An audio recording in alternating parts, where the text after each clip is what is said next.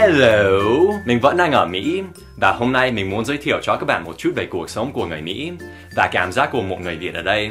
Nên mình đã mời một khách rất đặc biệt tham gia video này. Mẹ Dan, em gái Dan, vợ Dan. Bắt đầu như thế nào nhỉ? Mình đang ở đâu? Mình đang ở nhà anh. Nhà anh ở đâu? Ở Spokane, bang Washington. Đây là lần đầu tiên em sang Mỹ đúng không? Chuẩn luôn. Mình đã bay đến đâu? Mình đã bay đến sân bay Seattle. Xong đó thì bố mẹ chờ đón ở đó. Có một điều rất là khác biệt so với sân bay ở Việt Nam là sân bay đây xấu lắm. Đó là ấn tượng đầu tiên của em ở Mỹ. Hơi nặng nề. Nhưng khi gần đến nhà dì và mình tỉnh hơn một chút và đến nơi thì mình thực sự rất là bất ngờ, tại vì nó khác hoàn toàn với những gì mình đã có nó đối lập hoàn toàn với những cái ấn tượng đầu tiên của mình khi mà mình đến với sân bay. Là ở đấy thì có rất là nhiều cây, thiên nhiên rất là sao nhỉ, nguyên sơ. Sáng hôm sau cả nhà đi đến một bãi biển nhỏ nhỏ. Em không nhớ đi xem hoa tulip á? Có rất nhiều loại hoa tulip. Lần đầu tiên mình nhìn thấy có cả tulip màu đen, màu tím rất là đậm, hoặc là màu đỏ rất sâu. Nói chung là rất nhiều màu, mình thích lắm. Và mọi người đến đây, kể cả trẻ con hay người lớn, thì đều rất có ý thức cho cái việc bảo vệ những cái vườn hoa công cộng như thế. Thỉnh thoảng cũng có vài người chống lại cái lệnh, chống lại những cái biển báo là không được đi vào trong vườn để chụp ảnh. Nhưng mà đa số là người châu Á. Chính xác.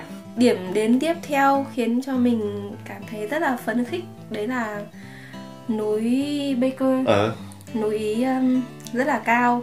Và khi mọi người lên đến nơi thì vẫn còn rất nhiều tuyết. Đấy là mục đích chính của chuyến đi, là cho mình ngắm tuyết. Và rất may mắn là hôm đấy lại có rất nhiều tuyết rơi nữa.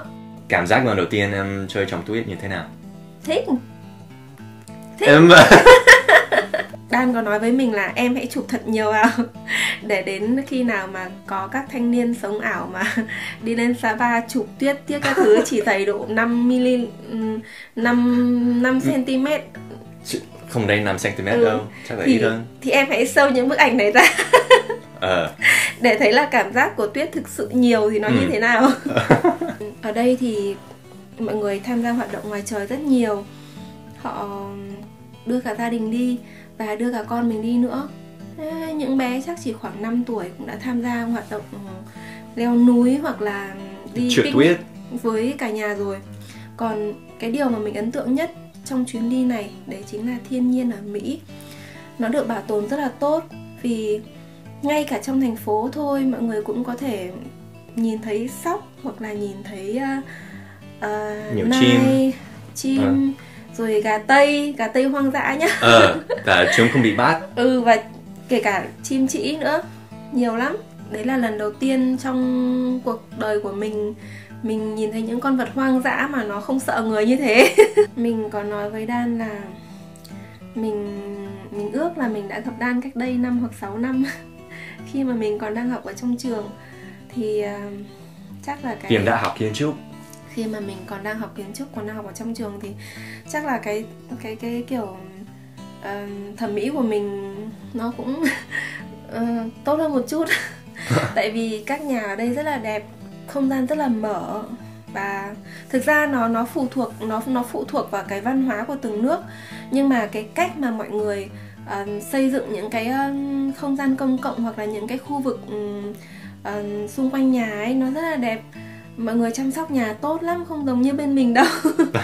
Thế còn người Mỹ, nói chung em thấy họ thế nào? Họ rất là thân thiện và lịch sự. Mình thấy mọi người rất tôn trọng người khác, rất là hòa đồng và khiến cho người đối diện có cảm giác là mình được chào đón. Ở đây nếu mà bạn là người mới thì bạn sẽ bị ôm kiểu người Mỹ ôm nhau rất nhiều đúng không? Ừ. Anh đã hỏi em chưa nhỉ, giao thông ở đây em thấy nó thế nào? Giao thông ở đây thì chỉ có ô tô thôi.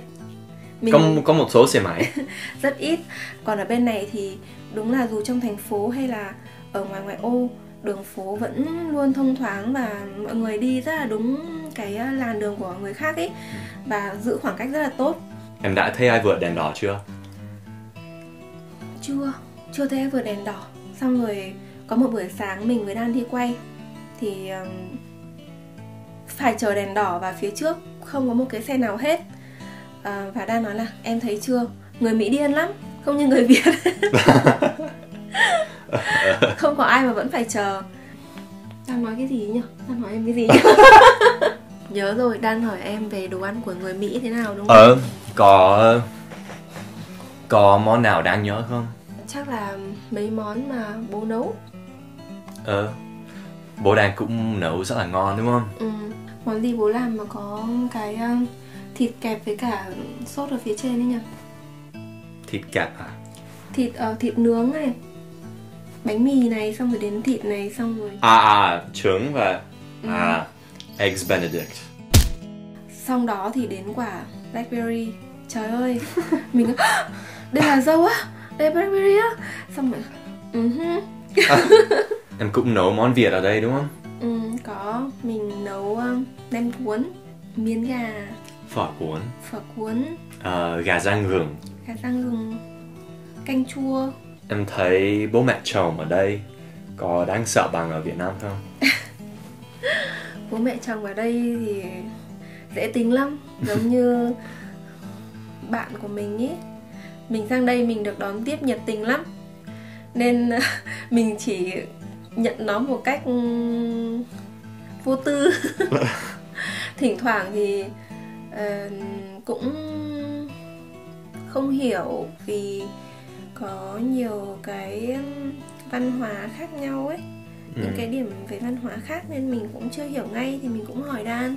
Nói chung em thấy việc lấy chồng Mỹ có tốt không? Đương nhiên là tốt. Việc gì cũng... Đây, dừng lại. Đương nhiên là tốt rồi. Ok. Yeah. Dừng lại ở đây nhá. Ok. Nếu các bạn có dự định hoặc kế hoạch sang Mỹ thì đây là một chuyến đi rất là thú vị. Hãy cố gắng tận hưởng thiên nhiên ở đây. Bye. Em có muốn khai tên tuổi của em không? Không. Ok. Không khai gì hết. Ok. Ẩn Giang. Ok.